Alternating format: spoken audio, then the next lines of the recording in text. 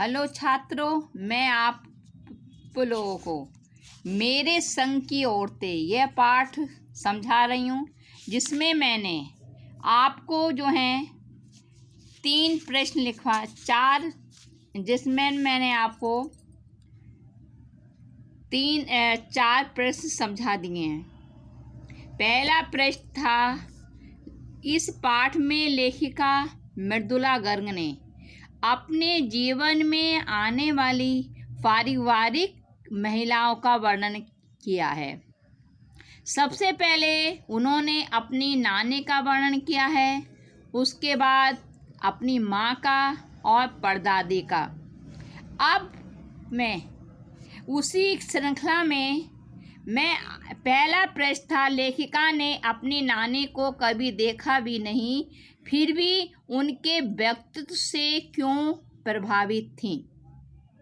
इसका उत्तर मैंने आप लोगों को समझा दिया है कि उनके व्यक्तित्व से प्रभावित होने का एकमात्र कारण यह था कि उन्होंने जीवन के अंतिम क्षणों में क्रांतिकारी प्यारेलाल शर्मा से मिलकर यह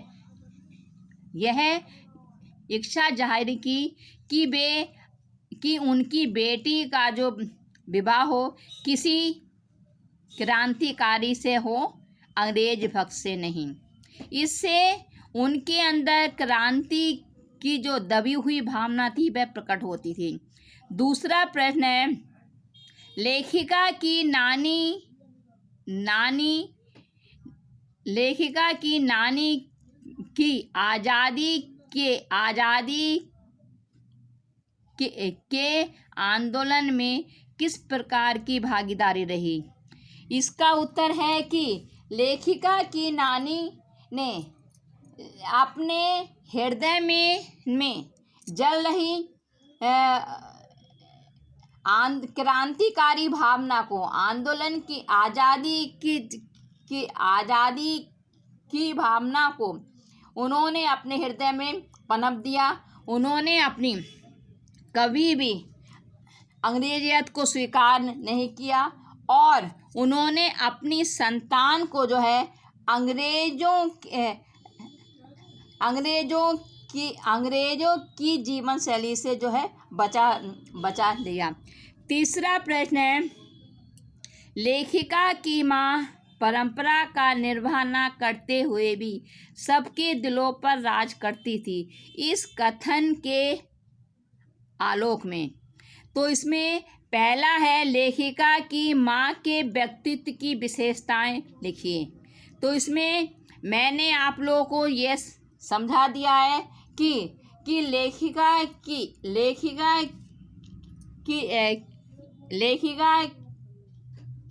की माँ की स्थितियाँ और व्यक्तित्व दोनों ही अपूर्व थे। सबसे बड़ी विशेषता यह थी कि वे आज़ादी के आंदोलन में भाग लेती थीं। वह घर का कोई काम काज नहीं करती थी। उनका सारा समय साहित्य चर्चा और संगीत सुनने में ही बीतता था। सबसे उनकी घर में सम्मान के उनके 2 कारण थे कि वे कभी झूठ नहीं बोलती थी और दूसरा था कि किसी एक की गोपनीय बात को दूसरे से नहीं कहती थी। फिर है तीसरा इसी पाठ का खा, लेखिका की दादी के घर के माहौल का शब्द चित्र अंकित कीजिए। इसका है कि लेखिका की दादी के घर में विशेष विरोधों का संगम था। परदादी लीग से जो परे हटकर थी। उन्होंने अपनी पतोहू की पहले वाली संतान में कन्या की जो मन्नत मांगी। दूसरी तरफ लेखिका की माँ तो बिल्कुल ही अलग थी। वह घर का कामकाज नहीं करती थी। उसके बाद उसके बाद उनके जो लेखिका के जो दादाजी थे, घर में जो है उन्हीं की ही चलती थी। लेकिन घर की महिलाएं अपने तरीके से जीने के लिए स्वतंत्र थी। तो इस प्रकार से बच्चों मैंने आप लोगों को जो है 4 प्रश्न समझा दिए, 6 प्रश्न समझा दिए। आज मैं उसी का 5वां प्रश्न, डराने धमकाने, उपदेश देने या दबाव डालने की जगह सहजता से किसी को भी सही राह पर लाया जा सकता है, पाठ के आधार पर तर्क सहित उत्तर दीजिए। प्रश्न क्या है? डराने धमकाने, उपदेश देने या दबाव डालने की जगह सहजता से किसी को भी सही राह पर लाया जा सकता है, पाठ के आधार पर तर्क सहित उत्तर दीजिए। इसका उत्तर है कि पाठ को पढ़कर लगता है कि लेखिका की इस पाठ के आधार पर, इस पाठ से यह स्पष्ट है कि मनुष्य के पास प्रभावी अस्त्र है अपना दृढ़ विश्वास और सहज व्यवहार। यदि कोई सगा संबंधी गलत राह पर हो तो उसे डराने धमकाने, उपदेश देने या दबाव देने की बजाय सहजता से व्यवहार करना चाहिए। लेखिका की नानी ने भी यही किया था। उन्होंने अपने पति की अंग्रेज भक्ति का ना तो स्पष्ट रूप से विरोध किया था और ना ही समर्थन किया। जीवन भर अपने आदर्शों पर टिकी रही। परिणाम स्वरूप अवसर आने पर वह जो है मनवांछित कार्य कर सकी। दूसरा उदाहरण है, लेखिका की माता ने चोर के साथ जो व्यवहार किया था वह सहजता का जो है अनोखा जो उदाहरण है। उन्होंने ना तो चोर को पकड़ा और ना ही पिटवाया, बल्कि उससे सेवा ली और उसे अपना पुत्र बना लिया।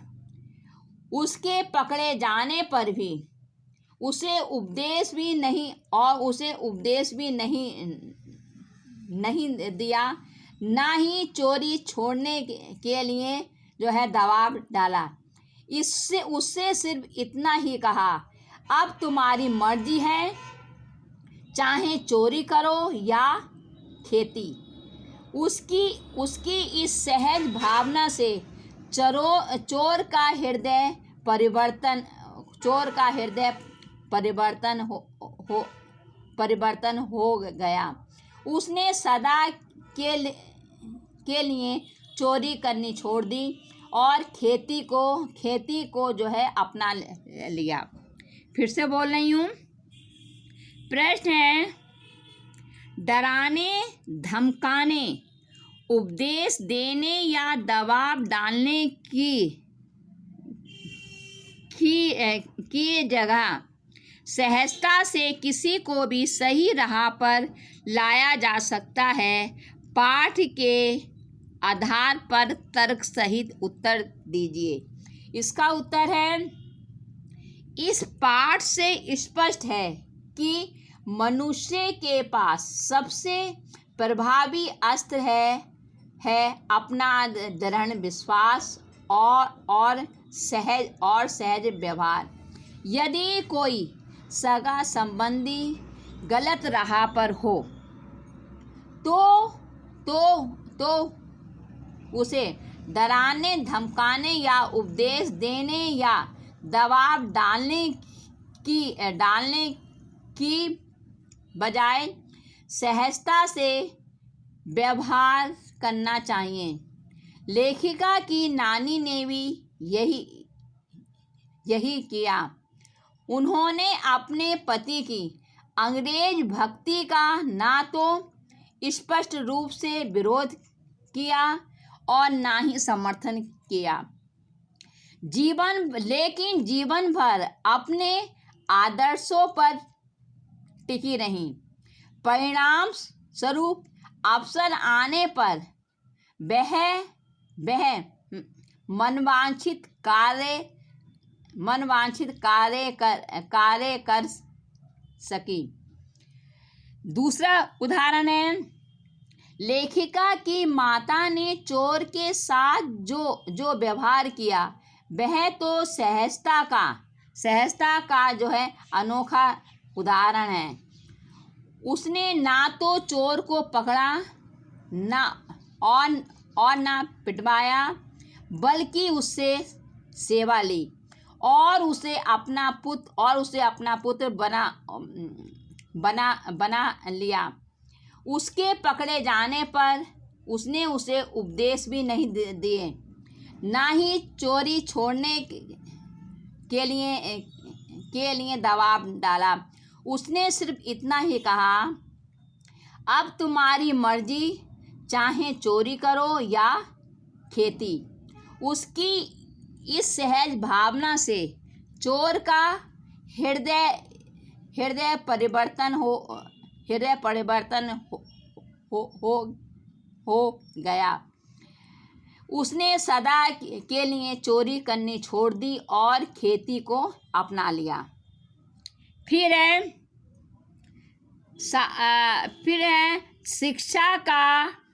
शिक्षा बच्चों का जन्मसिद्ध अधिकार है।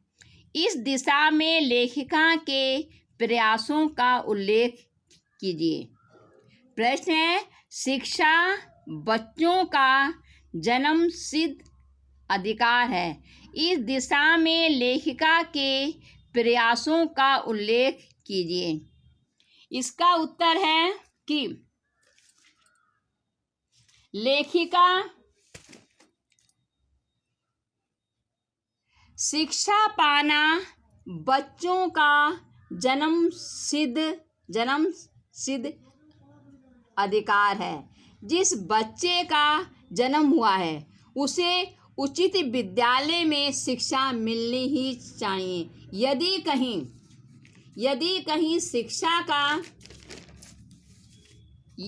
कहीं शिक्षा की व्यवस्था नहीं है तो उसके लिए व्यवस्था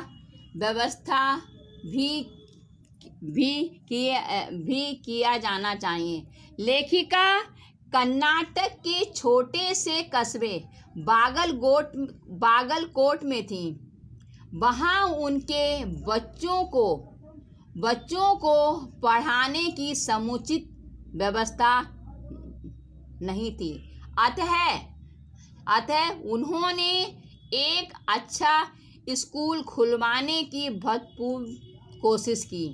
उन्होंने पहले पास के कैथोलिक बिशप से प्रार्थना की कि वहाँ एक स्कूल खोलें, परंतु बिशप तैयार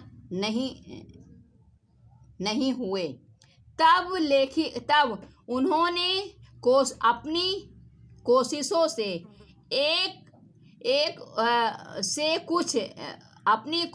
से कुछ उत्साहित लोगों को अपने साथ मिलाकर वहाँ एक अच्छा प्राइमरी स्कूल खुलवाया, जिसमें लेखिका तथा अन्य अफसरों के बच्चे पढ़े और बाद में बड़े स्कूलों में भर्ती होने योग्य बन गए। देखिए, फिर से बोलेंगे इस प्रश्न का उत्तर। प्रश्न है, शिक्षा बच्चों का जन्मसिद्ध अधिकार है। इस दिशा में लेखिका के प्रयासों का उल्लेख कीजिए। इसका उत्तर है कि शिक्षा पाना बच्चों का जन्मसिद्ध अधिकार है। जिस बच्चे का जन्म हुआ है उसे उचित विद्यालय में शिक्षा मिलनी ही चाहिए। यदि कहीं विद्यालय की व्यवस्था नहीं है, उचित विद्यालय की व्यवस्था नहीं है तो उसके लिए उचित प्रबंध भी किया जाना चाहिए। लेखिका कर्नाटक के छोटे से कस्बे बागलकोट में थीं। वहाँ उनके बच्चों को पढ़ाने की समुचित व्यवस्था नहीं थी। अतः उन्होंने एक अच्छा प्राइमरी स्कूल खुलवाने की भरपूर कोशिश की। उन्होंने पहले पास के कैथोलिक बिशप से प्रार्थना की कि वहाँ एक अच्छा स्कूल खोलें, परंतु बिशप तैयार नहीं हुए। तब उन्होंने अपनी कोशिशों से कुछ उत्साहित लोगों को साथ मिलाकर एक अच्छा प्राइमरी स्कूल खुलवाया। उसमें लेखिका तथा अन्य अफसरों के बच्चे पढ़े और बाद में जो बड़े स्कूलों में भर्ती होने योग्य बन गए। तो बच्चों, ये आपका प्रश्न है। फिर है आपका अंतिम प्रश्न, पाठ के आधार पर लिखिए कि जीवन में कैसे इंसानों को अधिक श्रद्धा भाव से देखा जाता है। प्रश्न है, पाठ के आधार पर लिखिए कि जीवन में कैसे इंसानों को अधिक श्रद्धा भाव से देखा जाता है। इसका उत्तर है कि इस पाठ के आधार पर यह स्पष्ट है कि ऊंची भावना वाले दृढ़ संकल्पी लोगों को श्रद्धा से देखा जाता है। जो लोग सद्भावना से व्यवहार करते हैं तथा आवश्यकता पड़ने पर रूढ़ियों को तोड़ने की हिम्मत रखते हैं, उनका समाज में खूब आदर सम्मान होता है। फिर से बोल रही हूँ, देखिए, इस पाठ के आधार पर यह स्पष्ट है कि ऊंची भावना वाले दृढ़ संकल्पी लोगों को श्रद्धा से देखा जाता है। जो लोग सद्भावना से व्यवहार करते हैं तथा आवश्यकता पड़ने पर रूढ़ियों को तोड़ने की हिम्मत रखते हैं, उनका समाज में खूब आदर सम्मान होता है। अब देखिए लेखिका ने क्या क्या उदाहरण दिए। लेखिका की नानी इसलिए श्रद्धा बनी कि, यानी श्रद्धा माने श्रद्धा के योग्य बनी, क्योंकि उन्होंने अपनी पुत्री का विवाह किसी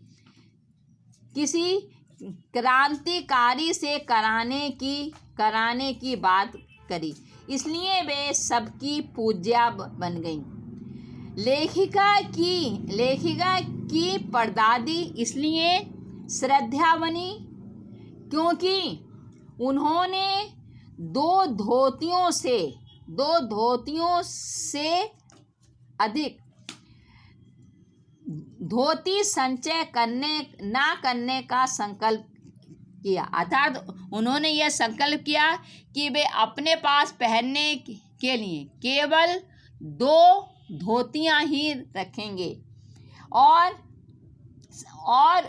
तथा उन्होंने परंपरा के विरुद्ध लड़के के बजाय लड़की होने की मन्नत मांगी और एक चोर का हृदय परिवर्तन करा के उसे एक अच्छा नागरिक बनाया। लेखिका की माता इसलिए श्रद्धा बनी। उन्होंने देश की आज़ादी के लिए कार्य किया, कभी किसी से झूठ नहीं बोला, कभी किसी की गोपनीय बात को दूसरों से नहीं बताया। ये सभी व्यक्तित्व सच्चे थे। यानी कौन कौन? लेखिका की नानी, परदादी, लेखिका की माँ, ये सभी व्यक्तित्व सच्चे थे, लीक से परे थे तथा दृढ़ निश्चय थे। इस कारण इनका सम्मान हुआ और इन पर श्रद्धा प्रकट की गई। तो ये बच्चों, मैंने ये प्रश्न आप लोगों को समझा दिए हैं। अब इन प्रश्नों को मैं एक बार फिर आप लोगों को, जो मैंने आज प्रश्न दिए हैं, फिर मैं आप लोगों को समझाने जा रही हूँ। पहला प्रश्न देखें। डराने, धमकाने या उपदेश देने या दबाव डालने की जगह सहजता से किसी को भी सही राह पर लाया जा सकता है। पाठ के आधार पर तर्क उत्तर दीजिए। इसका उत्तर है कि पाठ के तर्क सहित उत्तर दीजिए। तर्क उत्तर नहीं बल्कि तर्क सहित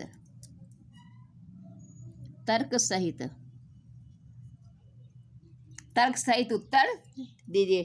तो इसका उत्तर है कि इस पाठ से स्पष्ट है कि मनुष्य के पास सबसे प्रभावी अस्त्र है अपना दृढ़ विश्वास और सहज व्यवहार। यदि कोई सगा संबंधी गलत राह पर हो तो उसे डराने, धमकाने, उपदेश देने या दबाव देने की बजाय सहजता से व्यवहार करना चाहिए। लेखिका की नानी ने यही किया। उन्होंने अपने पति की अंग्रेज भक्ति का ना तो स्पष्ट रूप से विरोध किया और ना ही समर्थन किया। वे जीवन भर अपने आदर्शों पर टिकी रहीं। परिणाम स्वरूप अवसर आने पर वह मन वांछित कार्य कर सकी। फिर दूसरा उदाहरण है, लेखिका की माता ने चोर के साथ जो व्यवहार किया वह सहजता का अनोखा उदाहरण है। उसने ना तो चोर को पकड़ा, ना पिटवाया, बल्कि उससे सेवा ली और अपना पुत्र बना लिया। उसके पकड़े जाने पर उसे उपदेश भी नहीं दिया, ना ही चोरी छोड़ने का दबाव डाला। उससे सिर्फ इतना ही कहा, अब तुम्हारी मर्जी है, चाहे चोरी करो या खेती। उसकी इस सहज भावना से चोर का हृदय परिवर्तन हो गया। उसने सदा के लिए चोरी छोड़ दी और खेती को अपना लिया।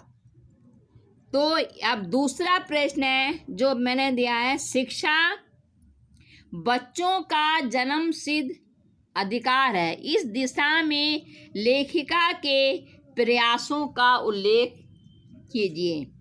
इसका उत्तर है कि शिक्षा पाना बच्चों का जन्मसिद्ध अधिकार है। जिन बच्चों का जन्म हुआ है उसे जिस बच्चे का जन्म हुआ है उससे उचित विद्यालय में शिक्षा मिलनी ही चाहिए। यदि कहीं इसकी व्यवस्था नहीं है तो उसके लिए व्यवस्था उसके लिए उचित प्रबंध भी किया जाना चाहिए। लेखिका कर्नाटक के छोटे से कस्बे बागलकोट में थी। वहाँ उनके 2 बच्चों को पढ़ाने की समुचित व्यवस्था नहीं थी। अतः उन्होंने एक अच्छा स्कूल खुलवाने का भरपूर कोशिश की। उन्होंने सबसे पहले पास के कैथोलिक बिशप से प्रार्थना की कि वे वहाँ एक स्कूल खोलें, परंतु बिशप तैयार नहीं हुए। तब उन्होंने अपनी कोशिशों से कुछ उत्साही लोगों को अपने साथ मिलाकर वहाँ एक अच्छा प्राइमरी स्कूल खुलवाया। उसमें लेखिका तथा अन्य अफसरों के बच्चे पढ़े तथा बाद में बड़े स्कूलों में भर्ती होने योग्य बन गए। फिर है तीसरा प्रश्न जो दिया है, पाठ के आधार पर लिखिए कि जीवन में कैसे इंसानों को श्रद्धा भाव से देखा जाता है। इसका उत्तर है, इस पाठ के आधार पर स्पष्ट है कि ऊंची भावना वाले दृढ़ निश्चयी लोगों को श्रद्धा से देखा जाता है। जो लोग सद्भावना से व्यवहार करते हैं तथा आवश्यकता पड़ने पर रूढ़ियों को तोड़ डालने की हिम्मत रखते हैं, ऐसे उनका समाज में खूब आदर सम्मान होता है। लेखिका की नानी इसलिए श्रद्धा बनी क्योंकि उन्होंने परिवार और समाज से विरोध करके अपनी पुत्री का विवाह किसी क्रांतिकारी से कराने की बात करी, इसलिए वे सबकी पूज्या बन गईं। लेखिका की परदादी इसलिए श्रद्धा बनी यानी श्रद्धा के योग्य बनी कि उन्होंने जीवन में 2 धोतियों से अधिक संचय न करने का संकल्प किया। उन्होंने परंपरा के विरुद्ध लड़के के बजाय लड़की होने की मन्नत मांगी तथा एक चोर का हृदय परिवर्तन करा के उसे एक अच्छा नागरिक बनाया। लेखिका की माता इसलिए श्रद्धा बनी कि उन्होंने देश की आज़ादी के लिए कार्य किया, कभी किसी से झूठ नहीं बोला, कभी किसी की गोपनीय बात को दूसरों से नहीं बताया। तो ये सभी व्यक्तित्व सच्चे थे, लीक से परे थे, दृढ़ निश्चय थे, इस कारण उनका सम्मान हुआ, इन पर श्रद्धा प्रकट की गई। तो बच्चों एक बार मैं लास्ट वाला प्रश्न फिर से समझा दे रही हूँ। देखो इस प्रश्न में 3 ही उदाहरण देने हैं, एक लेखिका की नानी का, परदादी का और लेखिका की माँ का। तो देखिए फिर से बोल रही हूँ, प्रश्न है पाठ के आधार पर लिखिए कि जीवन में कैसे इंसानों को श्रद्धा भाव से देखा जाता है। तो इसका उत्तर है, इस पाठ के आधार पर स्पष्ट है कि ऊंची भावना वाले दृढ़ संकल्पी लोगों को श्रद्धा से देखा जाता है। जो लोग सद्भावना से व्यवहार करते हैं, आवश्यकता पड़ने पर रूढ़ियों को तोड़ डालने की हिम्मत रखते हैं, उनका समाज में खूब आदर सम्मान होता है। लेखिका की नानी इसलिए पूजनीय बनी क्योंकि उन्होंने परिवार और समाज से विरोध करके अपनी पुत्री का विवाह किसी क्रांतिकारी से कराने की बात करी, इसलिए वे सबकी पूज्या बन गईं। लेखिका की परदादी इसलिए श्रद्धा बनी क्योंकि उन्होंने 2 धोतियों से अधिक संचय न करने का संकल्प किया तथा परंपरा के विरुद्ध अपने पतोहू के लड़के के बजाय लड़की होने की मन्नत मांगी।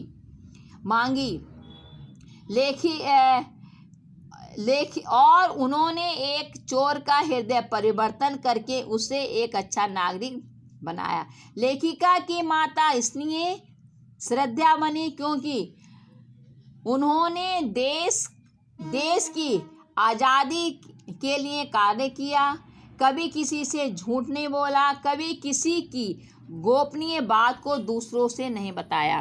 तो ये सभी व्यक्तित्व सच्चे थे, लीक से परे थे, दृढ़ निश्चय थे।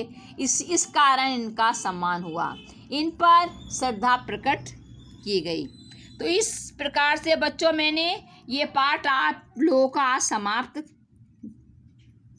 कर दिया है। ये जो है इस पाठ के जो प्रश्न उत्तर हैं आप लोगों को अपने आप मैंने समझा दिए हैं, जो आपको लिखने होंगे। धन्यवाद।